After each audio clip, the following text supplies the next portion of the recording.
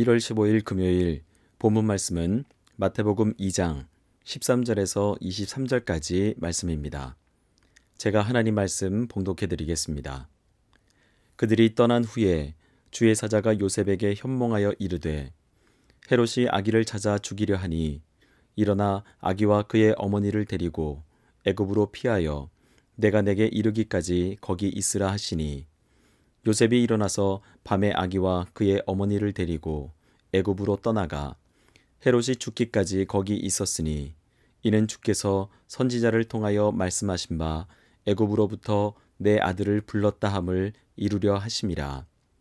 이에 헤롯이 박사들에게 속은 줄 알고 심히 노하여 사람을 보내어 베들레헴과 그 모든 지경 안에 있는 산의 아이를 박사들에게 자세히 알아본 그때를 기준하여 2살부터 그 아래로 다 죽이니 이에 선지자 예레미야를 통하여 말씀하신 바 라마에서 슬퍼하며 크게 통곡하는 소리가 들리니 라헬이 그 자식을 위하여 애곡하는 것이라. 그가 자식이 없으므로 위로받기를 거절하였도다 함이 이루어졌느니라.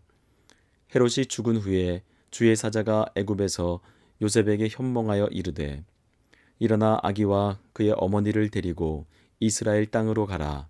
아기의 목숨을 찾던 자들이 죽었느니라 하시니 요셉이 일어나 아기와 그의 어머니를 데리고 이스라엘 땅으로 들어가니라.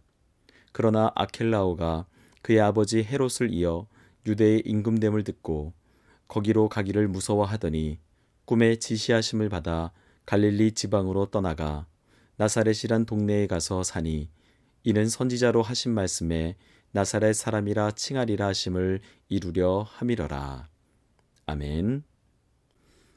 오늘 본문 13절 말씀을 보시면 동방박사들이 헤롯을 떠난 후 주의 사자가 두 번째 요셉에게 현몽했습니다. 그리고 헤롯이 아기를 죽이려 한다는 사실과 애굽으로 피하여 거기에서 살라고 말을 합니다. 그러나 태어난 지 얼마 되지 않은 아기 예수와 마리아를 데리고 먼 거리를 가는 것은 당시 쉽지 않은 일이었습니다.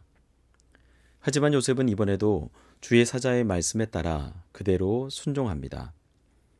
밤중에 아기 예수와 마리아를 데리고 애굽으로 떠나서 헤롯이 죽기까지 거기서 살라는 말씀에 따라 그대로 행하게 된 것이었습니다. 마태는 이것을 애굽에서 내 아들을 불렀다는 호세아 선지자의 예언에 대한 성취라고 기록을 합니다. 16절 말씀에 헤롯 자신에게 아기 예수님이 있는 장소를 알려줄 동방박사들이 돌아오지 않자 헤롯은 그때야 속았다는 사실을 알고서 불같이 화를 냅니다. 자기가 먼저 그들을 속였는데도 말이죠. 그러나 헤롯은 다른 방법으로 아기 예수님을 없애려는 방법을 선택하는데 자신의 권력을 이용해 다른 사람들을 보내서 베들레헴과 인근 지역에 있는 2살 이하의 산의 아이들을 모두 죽이게끔 했습니다. 2살이 기준이 된 것은 동방박사들이 별을 처음 발견한 시기가 2년 정도 되었기 때문에 그렇게 예상을 하게 된 거죠. 당시 베들레헴은 그리 큰 도시가 아니었기에 살해당한 아이들이 그렇게 많지는 않았을 테지만 유아들을 살해한 헤롯의 행위는 그야말로 이기적이고 광적이라고 하지 않을 수 없습니다. 마태는 이 사건 역시 18절에 기록된 내용을 인용하는데 이것은 예레미야 31장 15절의 말씀으로 예레미야 선지자의 예언의 성취라고 기록을 하고 있습니다. 시간이 어느 정도 지났을까요?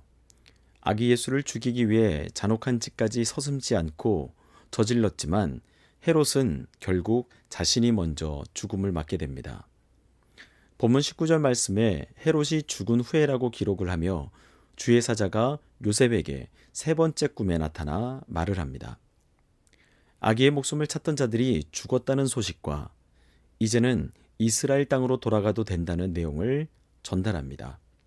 요셉은 주의 사자의 말씀에 순종하여 아기 예수와 마리아를 데리고 이스라엘 땅으로 들어갑니다. 하지만 헤롯의 난폭한 아들인 아켈라오가 유대의 분봉왕이 되었다는 소식을 듣고 요셉은 그곳으로 가기를 두려움에 숨기지를 못하게 됩니다.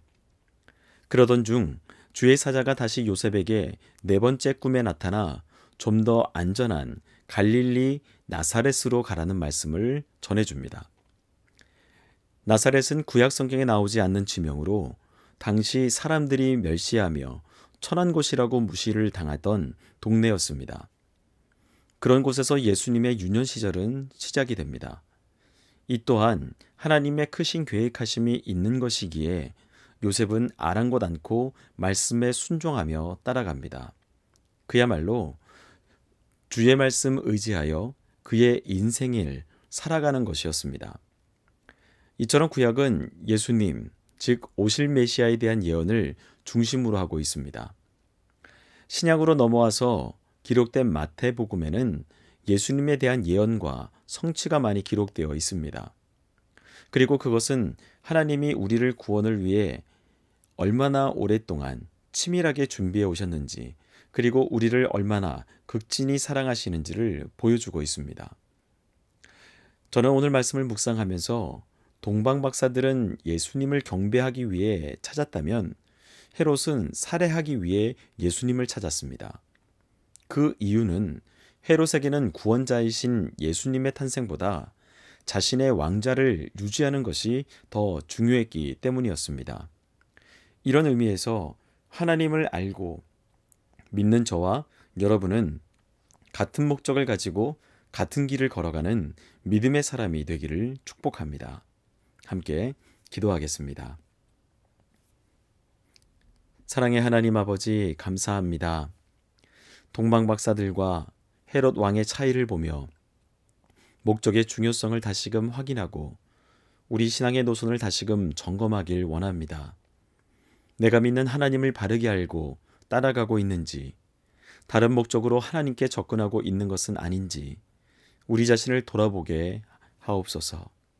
그러므로 하나님이 원하시는 참 믿음의 정도를 걷는 우리 모두가 되게 하여 주옵소서. 이 모든 말씀 죄로부터 우리를 구원하신 예수 그리스도 이름으로 기도합니다. 아멘.